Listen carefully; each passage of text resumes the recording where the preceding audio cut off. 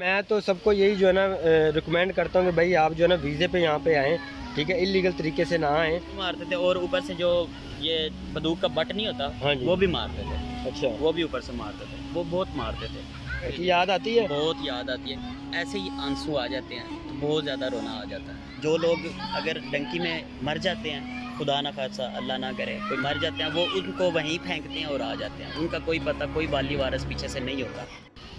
अस्सलाम वालेकुम फ्रेंड्स, उम्मीद करता हूँ सब खैरियत से होंगे। मैं हूँ रज़ा अली तुर्की इस्तांबुल से और आप देख रहे हैं रज़ा अली फैंस यूट्यूब चैनल। जैसा कि आपको पता है कि मैं तुर्की के हालात से आपको बाखबर करता रहता हूँ।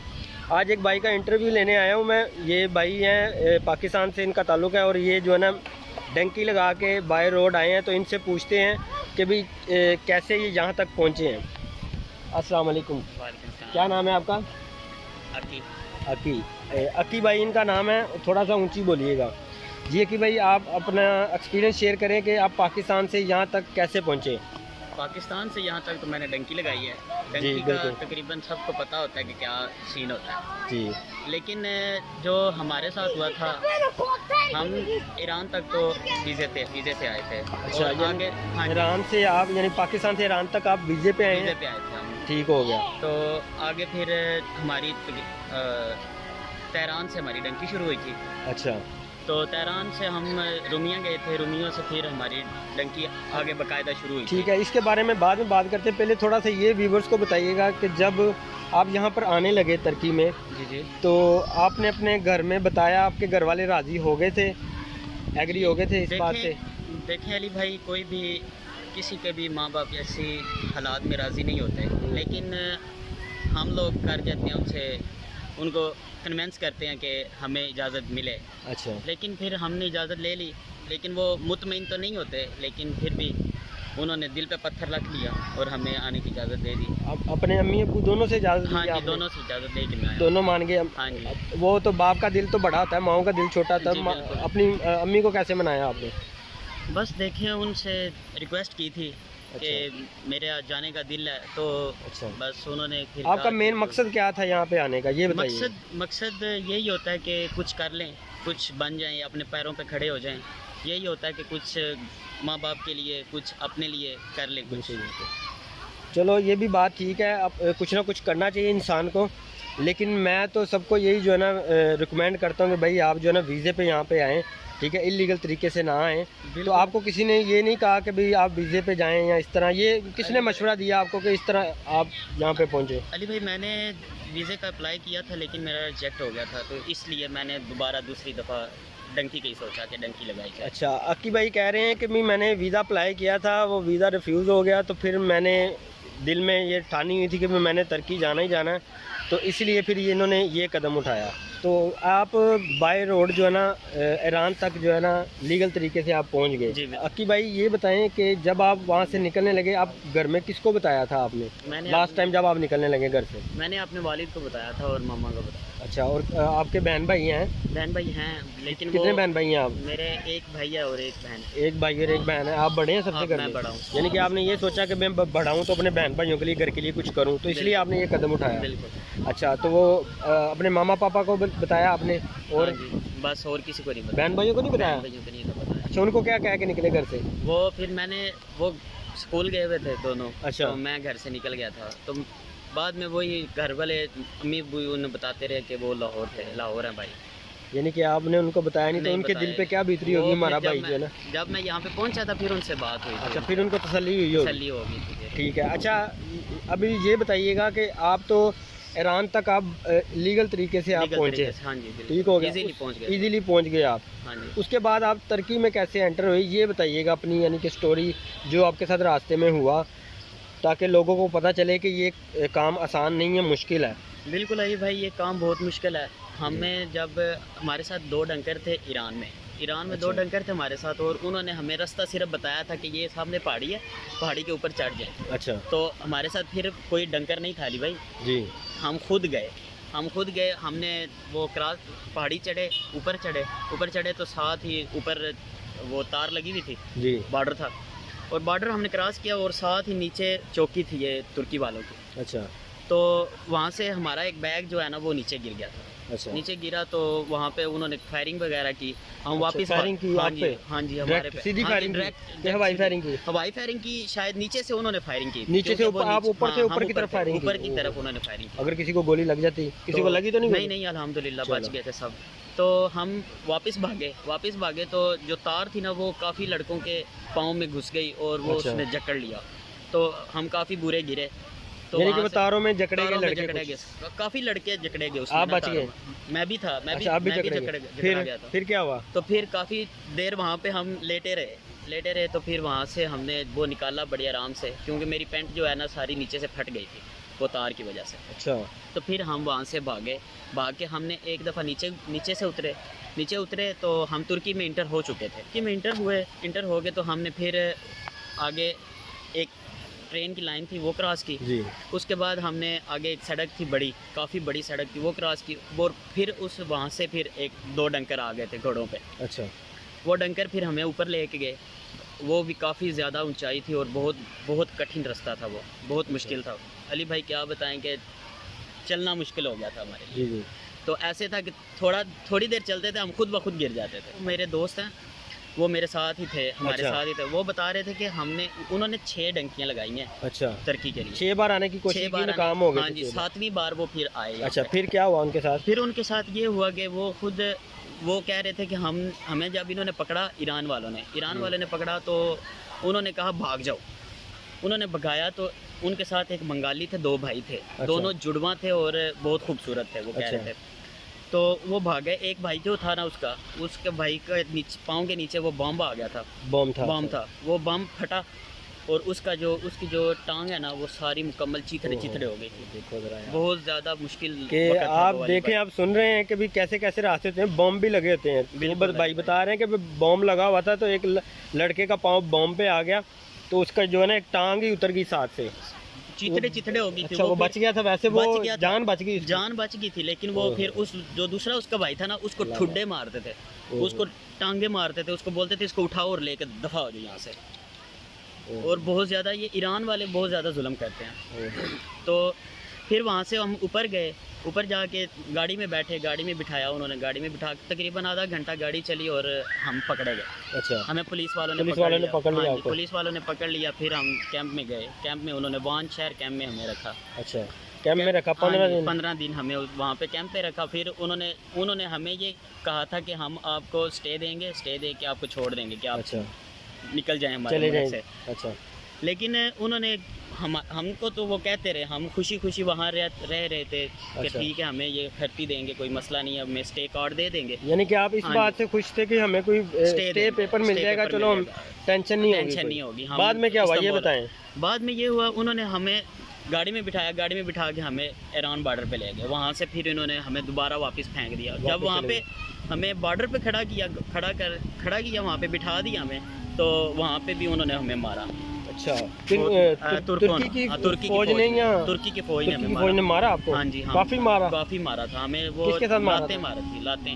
वो ठुड्डे मारते थे और ऊपर से जो ये बंदूक का बट नहीं होता, हाँ जी, वो भी मारते थे। अच्छा, वो भी ऊपर से मारते थे, वो बहुत मारते थे।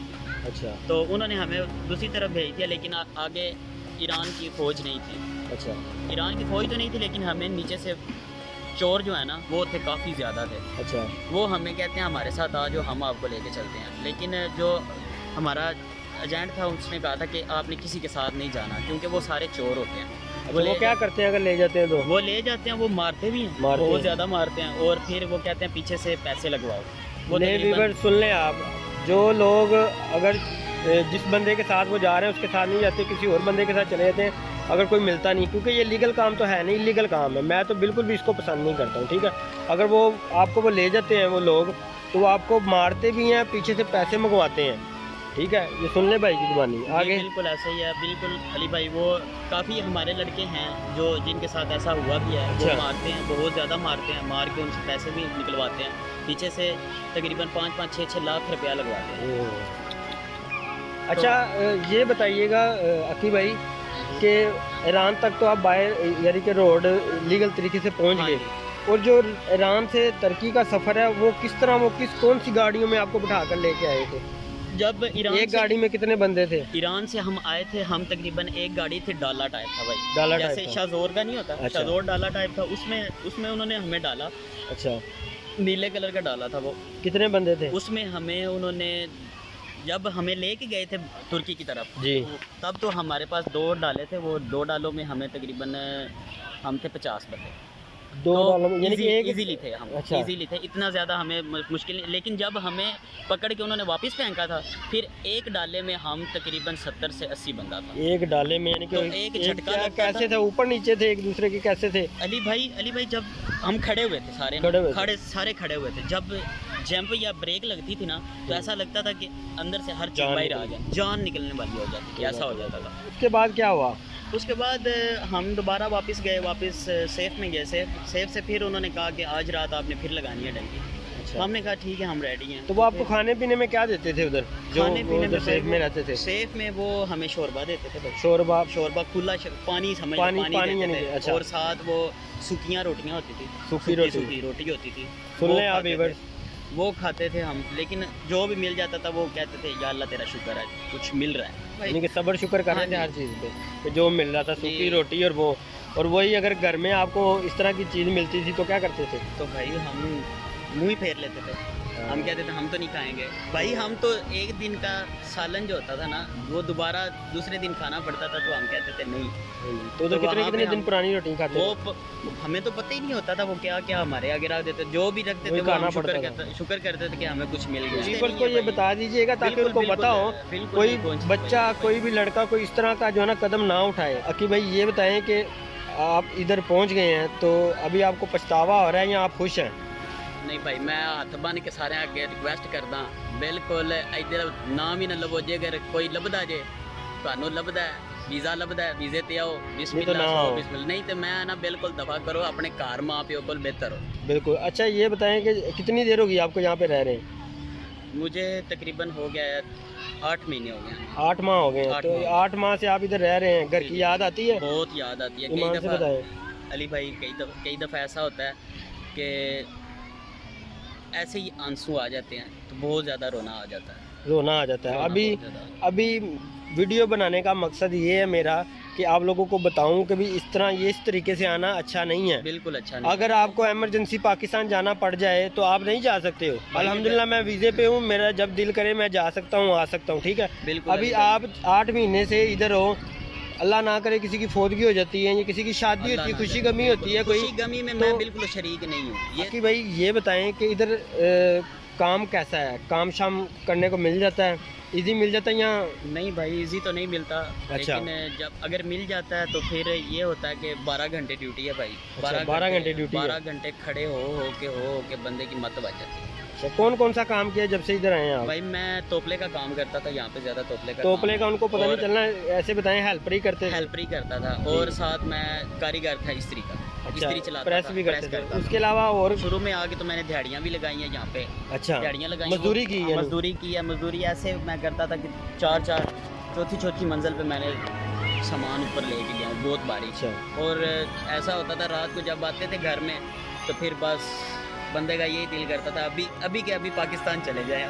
अच्छा, तो वो मंडी का बता रहे थे आप? हाँ जी, वो मंडी में भी मैं गया हूँ, उधर भी दिहाड़ियाँ लगाता रहा हूँ। वो उधर मंडी में क्या काम होता है? भाई मंडी में बहुत मुश्किल काम होता है। अच्छा, मुश्किल ये होता है कि वहाँ पे इतना भारी और वजनी सामान होता है, उसको खींच के लेके जाना होता है, बहुत ज़्यादा मुश्किल होता है। तो वहाँ पे सारा दिन सारी रात हमें क्या लग जाती है। वो डेली वेजिस पे यानी कि दिहाड़ी के हिसाब से आपको पैसे देते हैं या किस हिसाब से देते हैं वो मंडी तो में? मंडी में तो उसी वक्त पैसे मिल जाए। वो एक फेरे का ना अली भाई वो जी। 5 रुपए देते हैं। 5 लीरा देते हैं? 5 लीरा देते हैं। सही। हमें 5 लीरा देते हैं। 5 लीरे में आपको पता क्या बनता है? यहाँ पे कुछ नहीं बनता। लेकिन ये है कि एक पूरी रात लगाई जाए ना, वो जी। बहुत मुश्किल मंडी में कितने पैसे कमा लेते थे आप डेली के? भाई सबसे ज़्यादा जो मैंने कमाया ना, वो सबसे ज़्यादा मैंने कमाया 120 रुपये। 120 लीरा। उसके अलावा? उसके अलावा ये 60-70 रुपये। 60-70 कमाते रहे। तो उसमें से आपने अपना खाना पीना, घर का रेंट वगैरह ये वो सारी चीज़ें पूरी करनी? हाँ जी। वो बहुत मुश्किल है भाई, जैसा सोचते हैं वैसा होता नहीं है।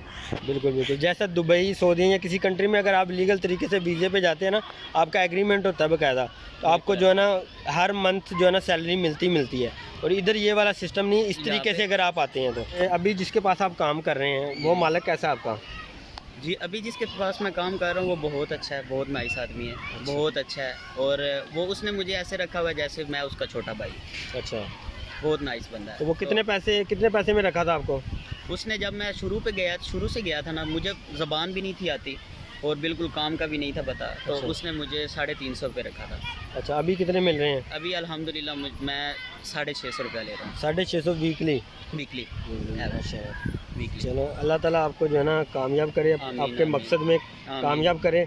और व्यूवर्स को आप क्या कहना चाहेंगे, इस तरह आना चाहिए कि नहीं आना चाहिए? जी, मैं व्यूवर्स को यही कहूँगा कि बिल्कुल ऐसे ना आए, अनलीगल ना आए, क्योंकि अपनी जान का भी नुकसान है, जान है तो जहान है। कुछ लोग जिंदा बच जाते हैं, किसी को चोट लग जाती है, कोई मर भी जाता है। भाई मैंने देखा नहीं है, लेकिन मैंने सुना है कि ऐसा भी होता है कि जो लोग अगर डंकी में मर जाते हैं, खुदा ना खासा अल्लाह ना करे, कोई मर जाते हैं, वो उनको वहीं फेंकते हैं और आ जाते हैं। उनका कोई पता, कोई वाली वारस पीछे से नहीं होता।